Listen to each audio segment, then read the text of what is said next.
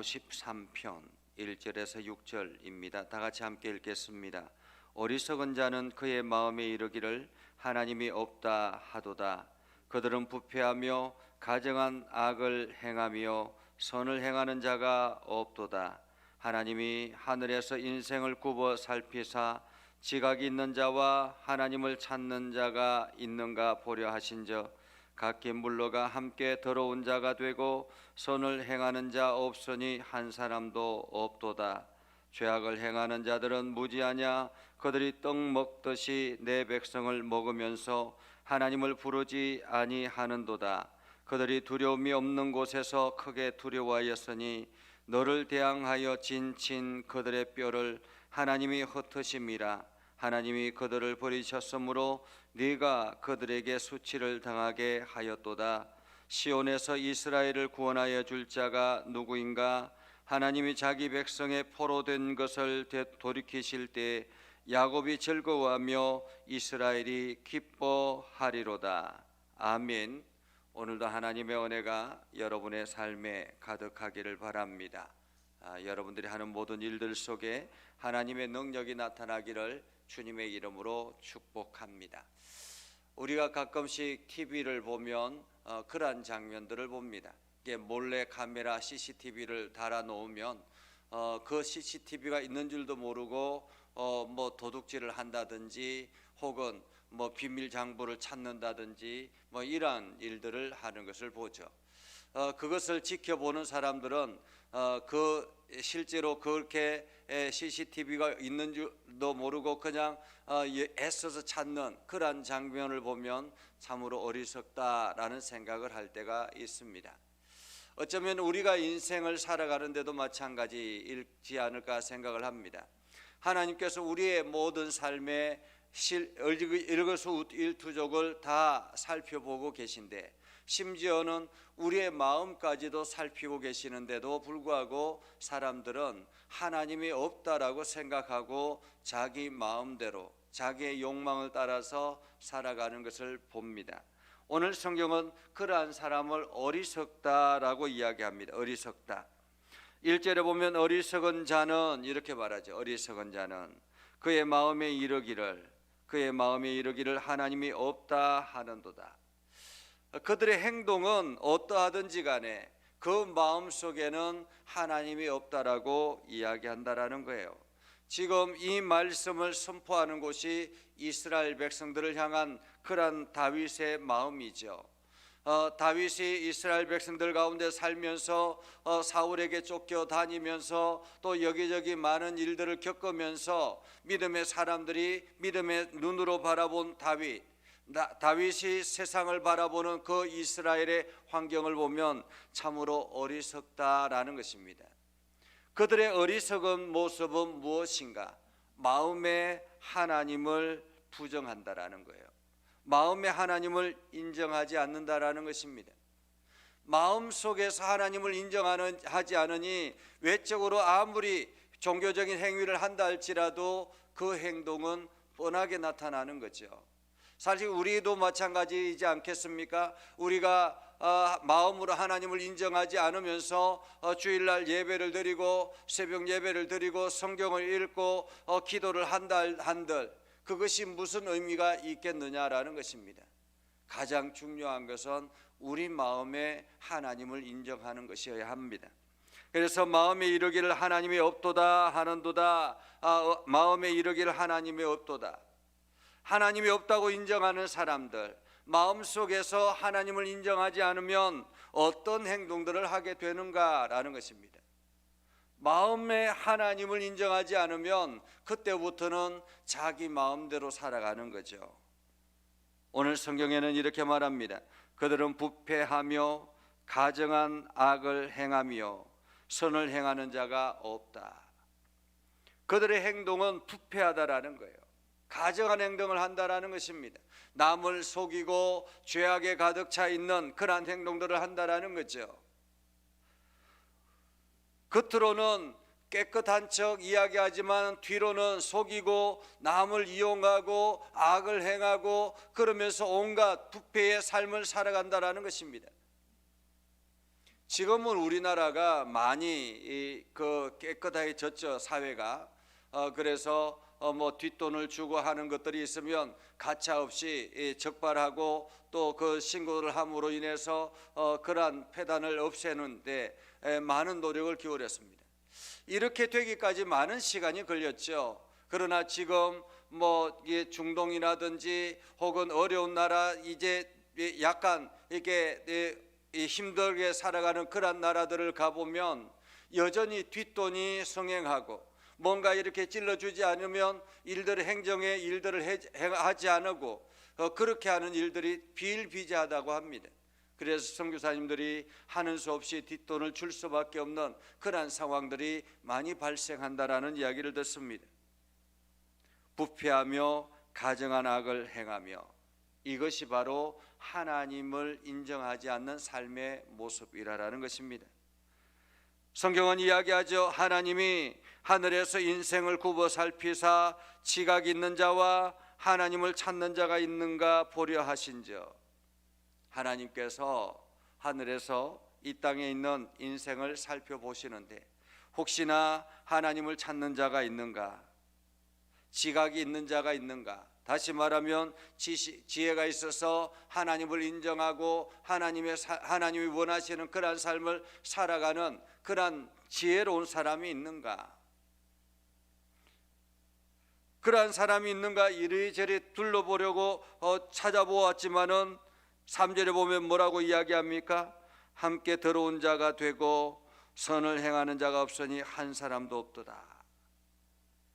얼마나 하나님이 속상하실까라는 생각을 해봅니다. 하나님께서 이 땅을 창조하실 때 참 아름답다, 참 괜찮다 이렇게 창조하셨습니다.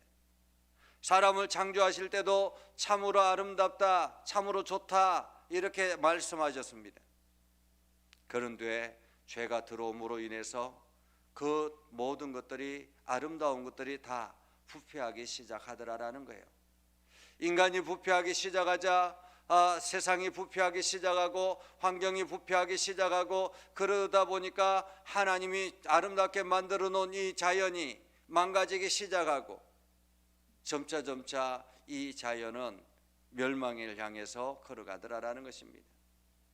지금 인간의 부패함으로 인해서 자연이 얼마나 망가졌는지, 이제 자연의 수명이 얼마 남지 않았다라고 이야기하지 않습니까? 점차 이게 남극의 빙하가 녹아가고 북극의 빙하가 녹아가고 여기저기서 자연재해가 일어나고, 이러한 모든 것들은 사실은 부패한 인간으로부터 시작된 그러한 이 세상의 망가짐이죠.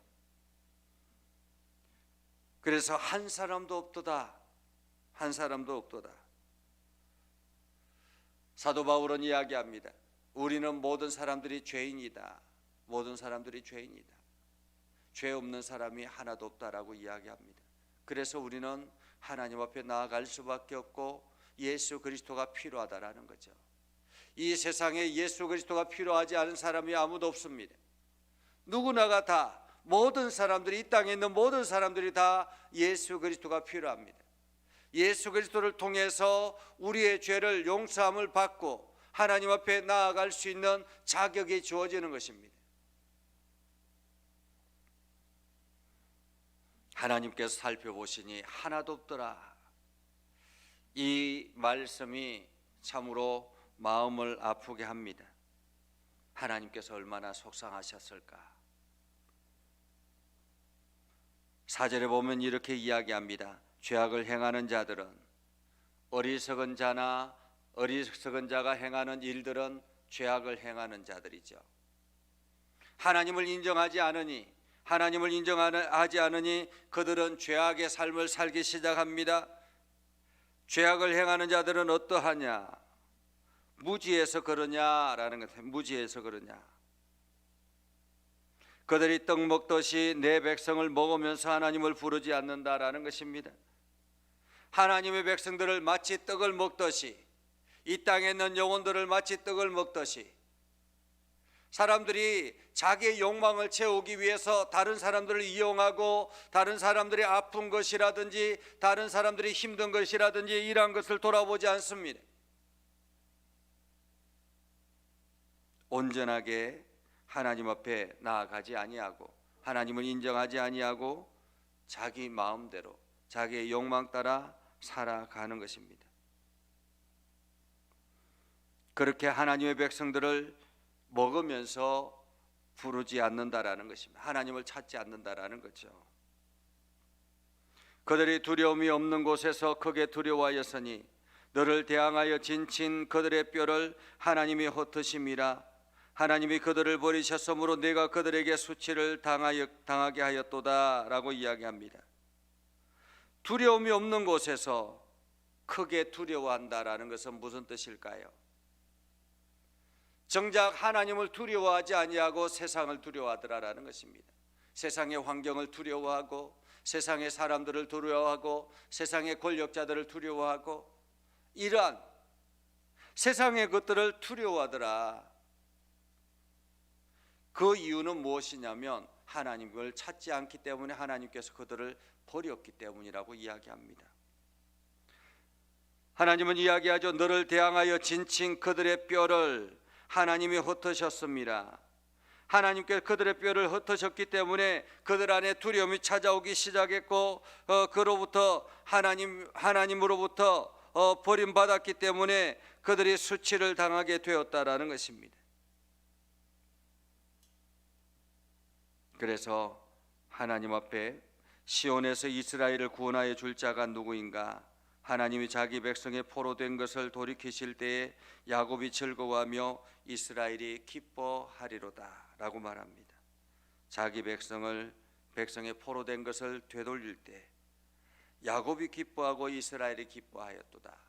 다시 말하면 하나님의 거룩한 백성들이 세상에서 포로된 것을 다시 되돌릴 때 하나님의 백성들이 기뻐하고 즐거워했다라는 말이죠. 오늘 우리는 하나님이 기뻐하시고 즐거워하는, 우리가 하나님을 기쁘시게 하고 하나님을 영화롭게 하는 일에 열심을 다해서 우리가 하나님을 찬양하고 하나님이 행하신 일들을 고백하며 나아가야 되는 것입니다.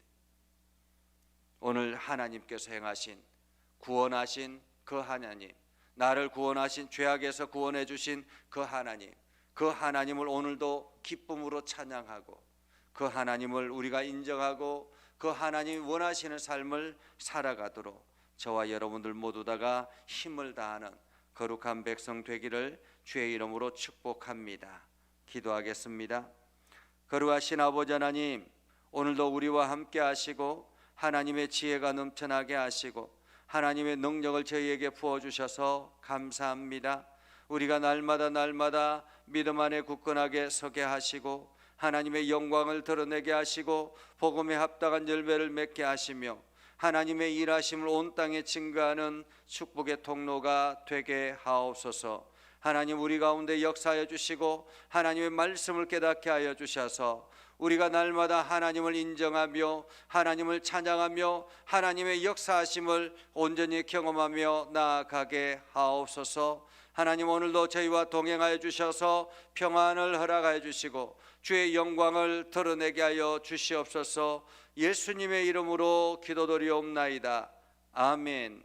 이제는 우리 구주 예수 그리스도의 은혜와 하나님 아버지 극진하신 사랑과 성령님의 감화 감동 역사 위로 교통하시며 은혜가 주의 말씀 의지하며 나아가는 모든 믿음의 백성들 위해 하는 모든 일들 위해 영원토록 함께하옵시기를 간절히 축원하옵나이다.